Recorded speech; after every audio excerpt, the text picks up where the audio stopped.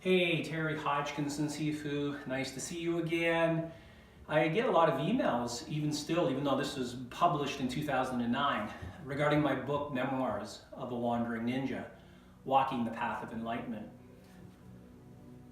What I thought I would do is, since the emails come in asking me about some of the stories I wrote in relation to my experience with martial arts, meditation, Zen, and Tao philosophy, I weave them into the stories, the first one starting in chapter 5.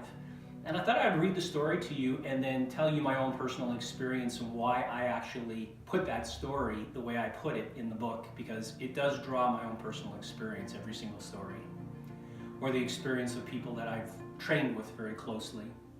The first story is actually a theme or a parable that's well known, and I didn't come up with it entirely, so you'll recognize it probably when I read it. But I wanted to start the book off with this particular theme and this parable because it made a lot of sense to me in the beginning when I came to this point of understanding. And as a matter of fact, the chapter number 5 is called Mastering Your Understanding.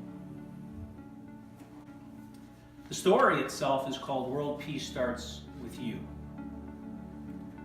Once there was a town where many wise masters of the way lived. Many of them had families that they schooled to live in harmony with each other. The masters all practiced martial arts and offered lessons to any of the townspeople who wanted to learn. Into this quaint, orderly picture ambled a troubled young man named Alexei, very fearful and distraught of mind. He had experienced a difficult life from birth and assumed that all life was nothing more than a huge struggle in which everybody was out to get everybody else. In Alexei's heart, there was no room for understanding or kindness. Still, he had some hope. He had heard in a town nearby that the masters were allowing people to train with them.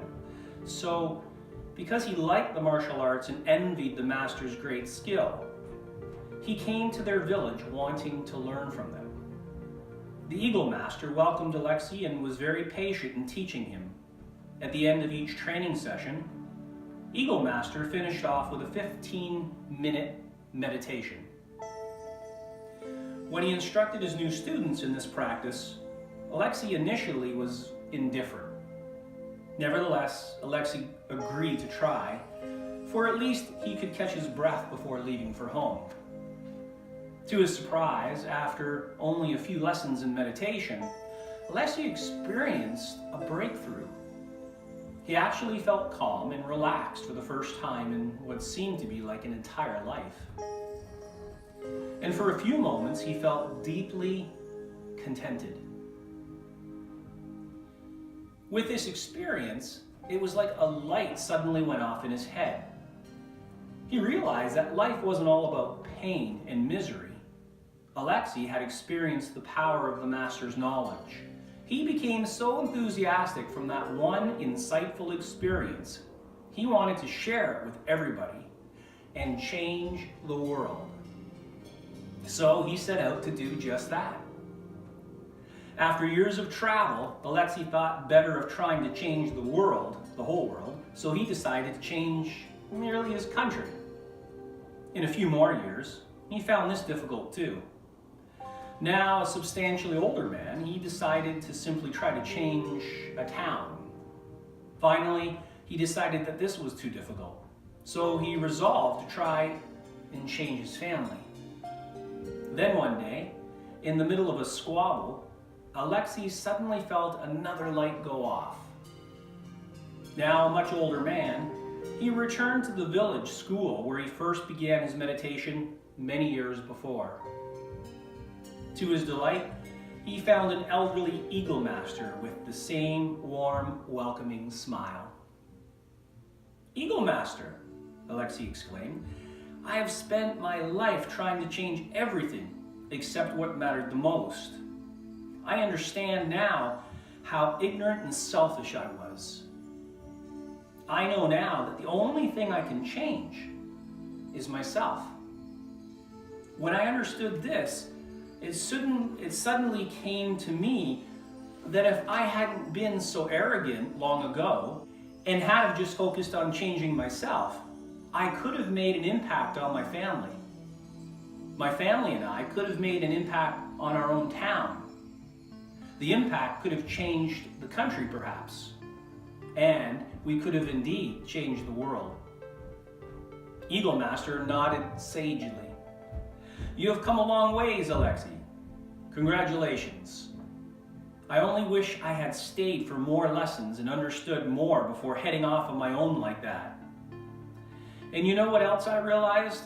I don't even know why you are called the Eagle Master. The Eagle Master smiled again warmly. Now that's a great question, he replied. Because eagles soar high, they have the ability to see the big picture, yet they can also swoop down swiftly, sinking their talons deeply into their prey. The eagle's grace is achieved through its keen insight and deep understanding of the bigger picture. So, Alexei, I am here to help you master your understanding. They both began to laugh. The reason I wrote that story and why I wanted to start off with the first chapter was simply because I remember when I was a teenager and I really didn't want to meditate. It was a part of our training and we were asked to sit down and meditate. Sometimes before class and sometimes after class, but it was always meditation with each class. And I remember disliking it. But because it was a requirement of training martial arts, I did it. And I did notice, maybe not perhaps in a few times into the meditation, but I noticed after a month or 2 months how much more calmer I became and how much more undistracted I became with my attention span, and my focus had sharpened. And some epiphanies really did go off for me because I had come from a troubled family with troubles like every other family, and I had, there was alcoholism in one of my parents, and strife, and there was emotional turbulence. It wasn't an easy time, but the meditation helped me to come to terms with it. And so when the light started going off in my head that I didn't have to react to everything that was taking place at home in a negative way, that I could protect that inner sort of sacredness inside of me, that inner calmness, the sanctuary, I wanted to tell everybody. And I remember getting out there and telling all my friends and, being like a preacher and saying, you've got to do this, you've got to, make all these changes, and you're going to find this. And, it was just like preaching the word. And the more I did it, the more people really didn't want to listen to me. And the more people, not really shunned me, but kept their distance. They were reacting to my over-enthusiastic and kind of authoritative approach on trying to, push my experiences, my personal experiences on them. So it did take a while, but I did realize it's not going to work. And then coming back to myself and making more changes, I started to notice people, without me having to do any pushing, without me having to do any explaining, but me just being me and being who I was from that whole different perspective. I had people asking me, how are you so calm? Or how do you maintain that composure or that inner centeredness? And I realized that all change has to come from within. And then change can come from without, because people will notice you as an example.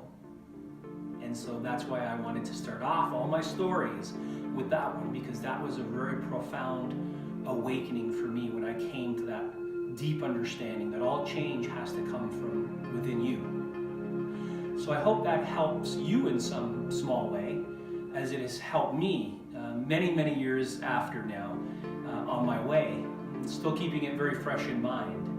So hope you enjoyed the story, and I'll see you on the next one.